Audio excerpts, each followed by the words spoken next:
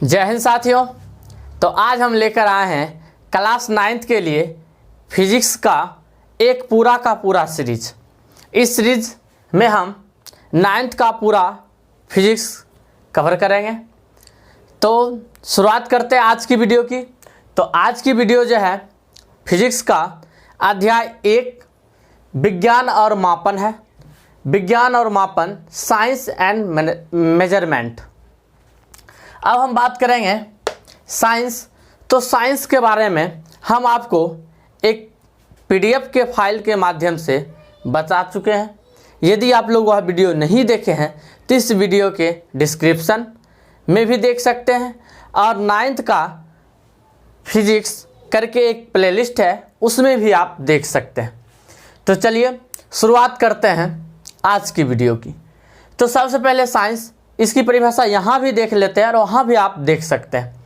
Science जो है इसकी परिभाषा आपको बताया है, प्रयोग, निरीक्षण, निष्कर्षण पर आधारित क्रमबद्ध, सुस्पष्ट, सुव्यवस्थित ज्ञान को विज्ञान कहते हैं। और विज्ञान के जनक आप लोगों को बताया है कि चार्ल्स डार्विन होता है। यदि आप लोग इतना लंबा परिभाषा याद नहीं करना चाहते हैं तो सिंपल सी भाषा में आप कह सकते हैं कि विज्ञान जो है क्रमबद्ध सुव्यवस्थित ज्ञान को विज्ञान कहते हैं। क्रमबद्ध सुव्यवस्थित ज्ञान को विज्ञान कहते हैं। बस इतना दो शब्द लेना है, क्रमबद्ध और सुव्यवस्थित ज्ञान को विज्ञान कहते हैं। आगे हम बात करते हैं मापन, मेजरमेंट। तो देखिए इसकी परिभाषा हम देखते हैं, किसी निश्चित मानकों के द्वारा भौतिक राशि की तुलना कर संख्या में व्यक्त करना मापन कहलाता है। अब देखिए परिभाषा तो हुआ, लेकिन इसको समझते हैं। किसी निश्चित मानकों के द्वारा, मानक क्या होता है? तो हम नॉर्मली दुकान में जाते हैं तो किसी दुकानदार को कहते हैं, चाचा जी 5 केजी चावल दीजिएगा, भैया जी 1 मीटर कपड़ा दीजिएगा, ऐसा हम बात करते हैं। तो यानी कि वहाँ जो हम कहते हैं 5 केजी 1 मीटर, तो वह जो मीटर कहते हैं, केजी कहते हैं, वही एक तरह से मानक है। और उसे मात्रक में भी आपको बताएंगे वही मात्रक होता है। तो आगे चल के भी बताएंगे, तो यहाँ भी समझिए। तो उन्हीं मानकों के द्वारा भौतिक राशि की तुलना कर संख्या में व्यक्त करना मापन कहलाता है। आप भौतिक राशि की तुलना करते हैं तो भौतिक राशि क्या होता है तो नीचे अभी तुरंत बताएंगे, फिर भी समझिए। 2 भौतिक राशि लेते हैं। अभी क्या बोले, एक द्रव्यमान और एक लंबाई ही बोले। जैसे कि भौतिक राशि 2 ले लेते हैं, यहाँ से एक द्रव्यमान और एक लंबाई ले लेते हैं। अब कहते हैं चाचा जी 5 केजी चावल दीजिएगा, तो यहाँ हम क्या बोले 5 केजी, केजी एक मानक हो गया केजी, और दूसरा जो है हम कहते हैं भैया जी 1 मीटर कपड़ा दीजिएगा, तो दूसरा हमारा मानक क्या हो गया मीटर। तो यानी केजी और मीटर के द्वारा ही हम क्या करते हैं, भौतिक राशि की तुलना करते हैं और उन्हें संख्याओं में व्यक्त कर देते हैं। जैसे 5 केजी कहे तो 5 संख्या आ गया, तो संख्या में व्यक्त कर दिए। उसी प्रकार हम कहेंगे 1 मीटर, तो एक संख्या आ गया, मीटर में व्यक्त हो गया। तो यही हमारा क्या होता है, संख्या में व्यक्त करना ही मापन कहलाता है। और इसी प्रकार से हम किसी चीज़ का मापन करते हैं। कहीं जाते जैसे यही व्हाइट बोर्ड है और इसी की लंबाई मापते हैं, तो कहते हैं इसका लंबाई जो है 2 मीटर है, चौड़ाई 1 मीटर है। इस प्रकार से हम बात करते हैं। हम बात करते हैं, आप सुबह दौड़ने भी जाते होंगे या कुछ भी काम करते हैं, तो कहते हैं आज 5 केजी चले, 5 किलोमीटर चले।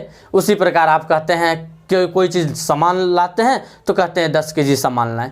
तो इस प्रकार से अगर हम बात करते हैं तो हमारा मापन बस यही होता है, किसी निश्चित मानकों के द्वारा, वही मानक केजी हो, मीटर हो, इन सबों के माध्यम से हम क्या करते हैं, भौतिक राशि की तुलना करके उसे संख्या में व्यक्त कर देते हैं। तो वह हमारा क्या कहलाता है, मापन कहलाता है। अब आगे हम देखते हैं मापन। तो मापन जो है, ध्यान दीजिए, मापन पर जो है विज्ञान आधारित है, यानी विज्ञान मापन पर आधारित है। विज्ञान में मैक्सिमम मापन का प्रयोग किया जाता है। तो कैसे होता है विज्ञान में, आगे देखिएगा विभिन्न जगहों पर।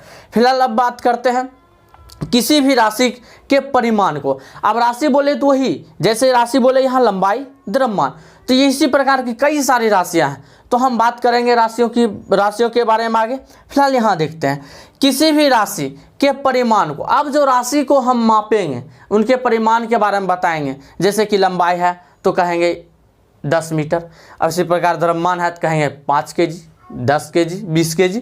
तो इसी प्रकार से देखिए किसी भी राशि के परिमाण को पूर्ण रूप से व्यक्त करने के लिए 2 बातों का ज्ञान आवश्यक है, एक संख्यांक और दूसरा मात्रक। अब संख्यांक क्या होता है, संख्या, जैसे हम बोले 5 केजी, 10 मीटर। तो हमारा 5 और 10 हो गया संख्या का अंक।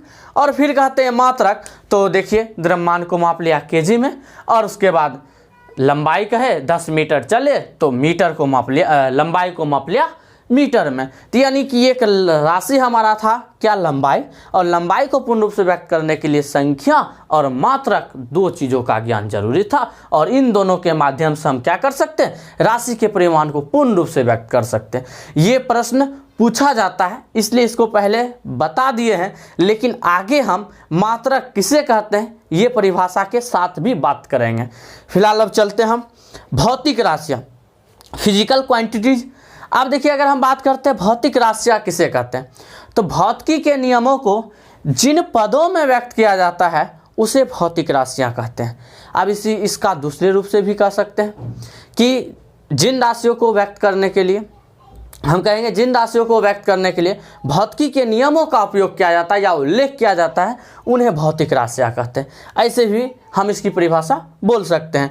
अब देखिए भौतिक राशियाँ, तो भौतिक के नियमों को जिन पदों में व्यक्त किया जाता है उसे भौतिक राशियाँ कहते हैं, जैसे लंबाई, द्रव्यमान, समय, बल, विद्युत धारा, इसी प्रकार से कई सारे आएंगे, आगे बताएंगे इत्यादि। अब देखिए भौतिक राशियाँ मुख्यतः दो प्रकार की होती हैं, एक आधारी राशियाँ या मूल राशियाँ, बेसिक क्वांटिटीज, दूसरा होता है व्युत्पन्न राशियाँ, डिराइव्ड क्वांटिटीज। अब हम आगे देखते हैं कि आधारी राशियाँ किसे कहते हैं और व्युत्पन्न राशियाँ किसे कहते हैं। तो देखते हैं आधारी राशियाँ। तो आधारी राशियाँ वे राशियाँ जो स्वतंत्र हो अथवा किसी अन्य राशियों पर निर्भर ना हो उसे आधारी राशियाँ कहते हैं। आप इतना तोड़कर भी बोल सकते हैं, वे राशियाँ जो स्वतंत्र हो उसे आधारी राशि कहते हैं, या वे राशियाँ जो किसी अन्य राशियों पर निर्भर ना हो उसे आधारी राशियाँ कहते हैं। ऐसे भी बोल सकते हैं, या दोनों मिक्सचर करके भी बोल सकते हैं। तो वे राशियाँ जो स्वतंत्र हो अथवा किसी अन्य राशि पर निर्भर ना हो उसे हम क्या कहते हैं, आधारी राशि कहते हैं। और आधारी राशि मुख्यतः होती है ये 7 होती है।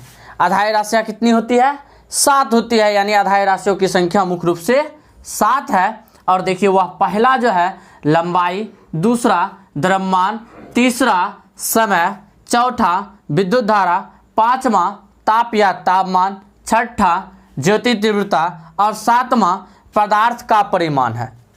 यानी कि ये 7 जो है आधारी राशियाँ हैं, और ये फिक्स है कि आधारी राशियों की संख्या 7 ही है।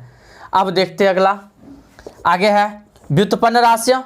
तो व्युत्पन्न राशियाँ वे राशियाँ जो आधारी राशियों के द्वारा व्यक्त किया जाता है उसे व्युत्पन्न राशियाँ कहते हैं। यानी कि व्युत्पन्न राशियाँ तब तक संभव नहीं है जब तक आधारी राशि नहीं होगा। यानी कि आधारी राशि के माध्यम के बिना व्युत्पन्न राशियाँ संभव नहीं है। इसलिए इसकी परिभाषा है वे राशियाँ जो आधारी राशि के द्वारा व्यक्त किया जाता है उसे व्युत्पन्न राशियाँ कहते हैं। अब देखते हैं इसका एग्जाम्पल, जैसे क्षेत्रफल। अब हम बात करते हैं क्षेत्रफल के। अब आप लोग जानते हैं क्षेत्रफल बराबर क्या होता है, तो लंबाई गुने चौड़ाई होता है, लंबाई गुने चौड़ाई। अब हम बात करते हैं, देखिए क्षेत्रफल निकालने के लिए हमको 2 चीज़ चाहिए, लंबाई और चौड़ाई। और दोनों एक तरह, देखिए लंबाई की भी बात करें तो लंबाई आप लोग ये तो जान रहे हैं कि लंबाई क्या, आधारी राशि। और चौड़ाई की भी बात करें तो चौड़ाई में भी हम दूरी मापते, लंबाई में भी क्या करते, दूरी मापते। तो इस प्रकार से जब तक लंबाई ना होता तब तक हमारा ये क्षेत्रफल नहीं निकलता। इसलिए हमारा ये क्षेत्रफल जो है क्या है, व्युत्पन्न राशियाँ। उसी प्रकार अगर आयतन की बात करें तो आयतन भी देखिए आप जानते हैं आयतन क्या होता है, घनाभ की आयतन आप 8 क्लास 7 क्लास में पढ़े होंगे, LBH होता है, लंबाई गुने चौड़ाई गुने ऊंचाई। तो देखिए 3 चीज़, लंबाई चौड़ाई ऊंचाई तीनों शामिल है। तो तीनों एक तरह से हुआ क्या, आधारी, और वहाँ जब शामिल हो गया तब क्या हो गया, व्युत्पन्न राशियाँ। फिर उसी प्रकार से हम बात करते हैं आगे, जैसे वेग की बात करें, वेग को समझने के लिए वैसे आगे हम बेहतर तरीका से वेग चाल सब समझाएंगे, लेकिन अभी आपको समझना है जैसे आप दौड़ते स्पीड में तो वो आपका चाल होता है, उसी को आप वेग समझ के चलिए, क्योंकि दोनों का लगभग मात्रक जो होता है सेम होता है। तो आगे चल के हम बताएंगे। तो जैसे आप कोई दौड़ता है तो उसका चाल स्पीड जो कहते हैं, स्पीड जो होता है एक तरह से उसी को अभी हम वेग समझ के चलते हैं। तो अब कई दूरी जैसे है 5 किलोमीटर किलोमीटर हटा देते हैं, हम 200 मीटर लेते हैं। अगर 200 मीटर की दूरी चला तो कुछ समय लगा।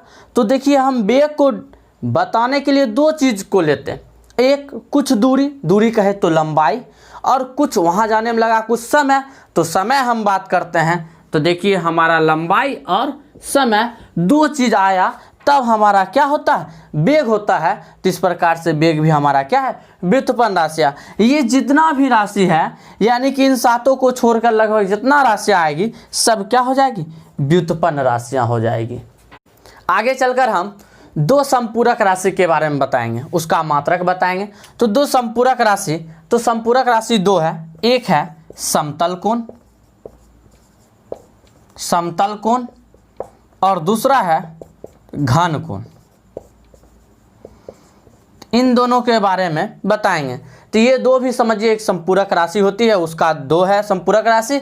लेकिन कभी भी आपसे अगर पूछा जाए राशियां मुख्यतः कितनी प्रकार की होती है, तो दो प्रकार की, आधारी और व्युत्पन्न। तो आज का वीडियो आपका यही तक। पूरा वीडियो देखने के लिए आप लोगों का बहुत बहुत धन्यवाद, और कमेंट में ज़रूर बताएं कि आपको यह वीडियो कैसी लगी।